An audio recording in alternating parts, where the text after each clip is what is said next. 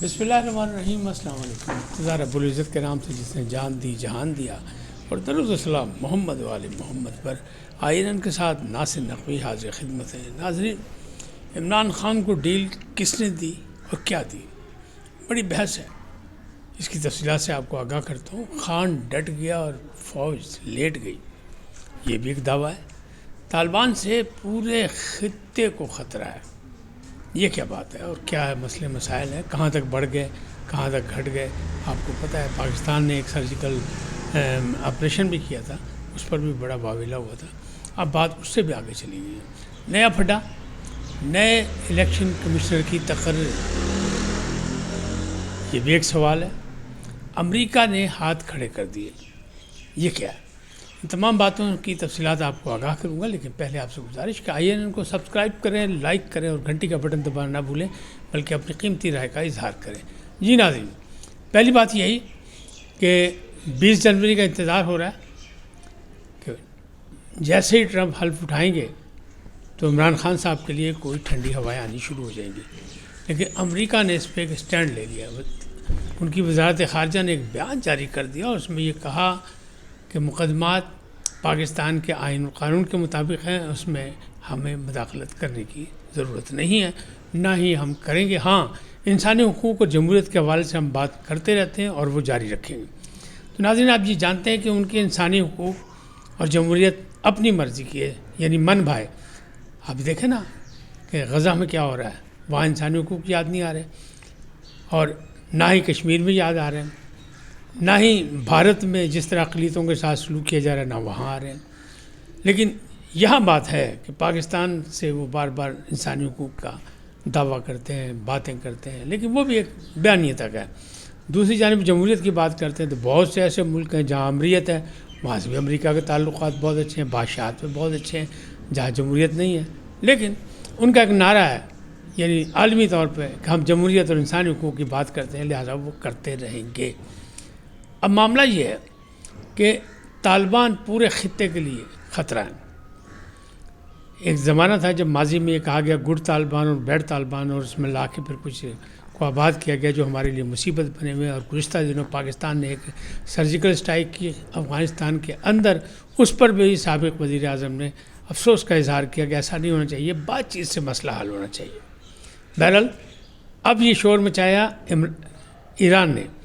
ایران کا کہنا ہے پورے خطے کو خطرہ ہے، اسلامی ریاستیں جو ہیں روس کی، اس کو خطرہ ہے، یعنی سینٹرل ایشیا کی اسلامی ریاستوں کو بھی خطرہ ہے طالبان سے، اور سنکیانگ جو چین کا ہے صوبہ، وہاں بھی خطرہ ہے، کیونکہ وہاں یہ اپنے مسلک کے اعتبار سے، اپنے مذہب کے اعتبار سے وہاں کوئی تحریک چلا رہے ہیں جس سے چین پریشان ہے۔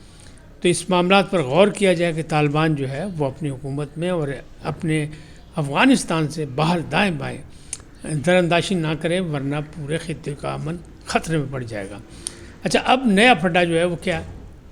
وہ ہے چیف الیکشن کمشنر سکندر سلطان راجہ۔ بہت دنوں سے ان کا نام نہیں آ رہا، کیونکہ بہت سے مسائل جو ہیں وہ کھٹائی میں پڑے ہوئے ہیں، جیسے مخصوص نشستوں کا مسئلہ ہے یا انٹرا پارٹی الیکشن کا مسئلہ ہے، تو اس لیے اب ان کا نام نہیں آ رہا۔ اور دلچسپ بات یہ ہے کہ یہ خاموشی کیسی ہے؟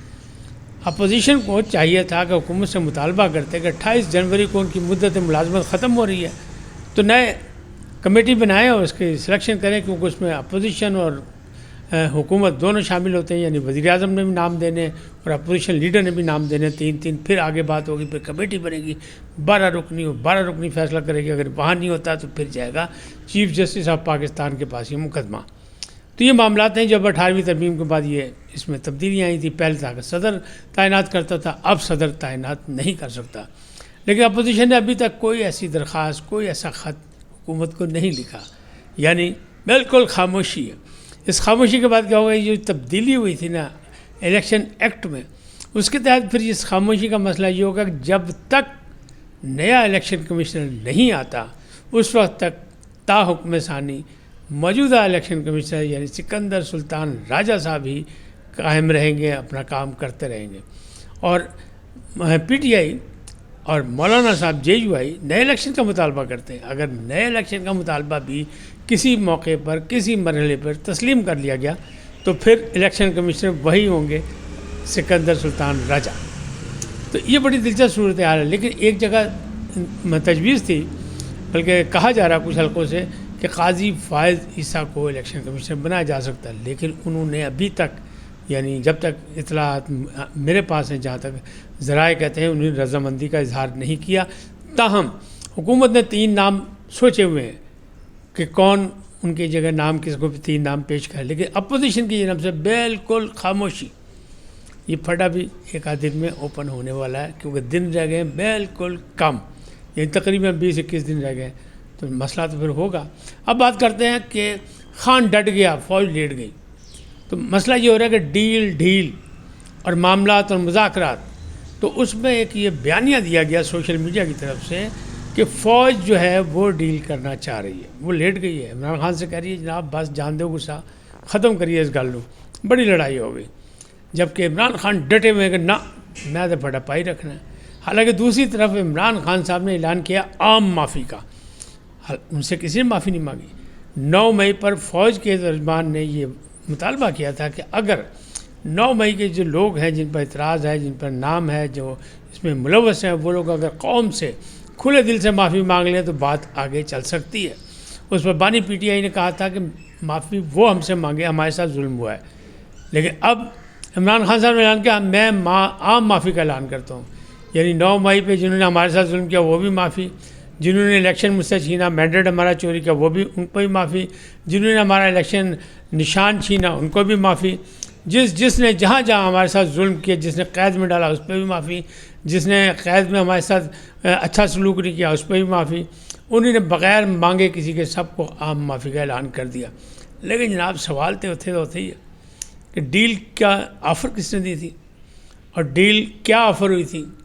تو پہلی آفر یہ تھی کہ جناب ان کو ریسٹ ہاؤس میں منتقل کر دیا جائے، ہاؤس اریسٹ کر دیا جائے، یا بنی گالا بھیج دیا جائے، یا پشاور بھیج دیا جائے. تو حکومت نے کہیں رضامندی کی کہ اگر سنگجانی میں بیٹھ جاؤ، وہ 24 نومبر والے مسئلے پہ، کیونکہ بیلاروس کا صدر بھی تھا، وفد بھی تھا پاکستان میں، تو انہوں نے کہا یہ ہنگامہ آ رہا ہے، اچھی نہیں آپ وہاں بیٹھ جائیں.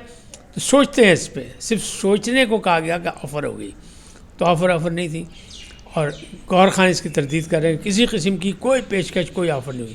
لیکن علیمہ خان کہہ رہی ہیں کہ علی امین گنڈا پور چونکہ اسٹیبلشمنٹ سے رابطے میں ہیں، وہ وزیر اعلیٰ کی حیثیت سے ان کے رابطے ہیں، اپیکس کمیٹی میں بھی جاتے ہیں، دائیں بائیں بھی اجلاسوں میں شرکت کرتے ہیں، لہٰذا ان کے تھرو یہ آفر آئی تھی کہ ہم آپ کو اگر بنی گالا بھیج دیں، ہاؤس اریسٹ کر دیں. تو وہ خان نے ماننے سے انکار کر دیا. اور دوسری جانب شیر افضل مروت کر رہے ہیں ہاں جی بالکل آئی تھی آفر، بالکل آئی تھی آفر. اور یہ بھی کہا گیا تھا کہ وہ 20 دسمبر کو انہیں ملک سے باہر بھیج دیا جائے، لیکن خان ڈٹ گیا، خان نے انکار کر دیا. تو بھائی 20 دسمبر بھی گزر چکا ہے، اور سنگجانی کا معاہدہ بھی آپ نے تسلیم نہیں کیا. اگر آفر دی، وہ آفر کا نام لیا جا رہا ہے کہ محسن نقوی نے آفر دی تھی. تو ظاہر ہے محسن نقوی ان کے ساتھ کانٹیکٹ میں تھے، رابطے میں تھے، ہوا ہوگا، کہا ہوگا انہیں کہ ہم سوچتے ہیں اس پہ دیکھتے ہیں. لیکن گوہر خان ساری چیزوں کی تردید کرتے ہیں، جبکہ سنی اتحاد کونسل اتحادی المعروف پی ٹی آئی کے یعنی صاحبزادہ حامد رضا، وہ کہتے ہیں میں گواہ ہوں کہ ہاں یہ آفریں ہوئی تھیں، لیکن اس پہ خان نے انکار کر دیا کہ نہیں میں نے ہاؤس اریسٹ نہیں ہونا، پہلے کارکنوں کو رہا کیا جائے پھر میں اپنی بات کروں گا. بلکہ انہوں نے یہ کہا ہے کہ آپ مذاکراتی ایجنڈے میں بھی میری رہائی کو بالکل نظر انداز کر دیں، باقیوں کی رہائی کی بات کریں. تو یہ عجیب و غریب تجزبہ، عجیب و غریب بیانیہ، اور بیانیہ یہی ہے کہ پاجی ٹرمپ آئے گا سانو بچائے گا. لیکن اس وقت لگ رہا ہے کہ نہیں، ٹرمپ نے اپنے نامزد لوگوں کو منع کر دیا پچھلے میں کہ جناب کسی قسم کی بیان بازی نہیں کرنی. وہ رچرڈ گرینل جو ہیں وہ غائب ہو چکے ہیں، باقی کی بھی بولتی بند ہو چکی ہے. تو یعنی ٹرمپ نے بھی منع کر دیا، اور جو بائیڈن کی طرف سے آخری دنوں میں یہ وضاحت آ گئی وزارت خارجہ کے ترجمان کی طرف سے کہ جناب نہیں ایسا نہیں ہو سکتا، کوئی کسی قسم کی مداخلت پاکستان میں نہیں ہوگی. پاکستان کے آئین اور قانون کے اگر مجرم ہیں تو عدالتیں ہی فیصلہ کریں گی پاکستان کی، اور اس میں کسی قسم کی مداخلت نہیں کی جائے گی. اس وقت تک اتنا ہی، پھر ملیں گے نئے موضوع کے ساتھ. جاتے جاتے آپ سے درخواست، آئیے ان کو سبسکرائب کریں، لائک کریں، گھنٹی کا بٹن دبانا نہ بھولیں، اور اپنی قیمتی رائے کا اظہار اپنی شخصیت کے مطابق کریں. سدا سلامت رہیں، اللہ نگہبان.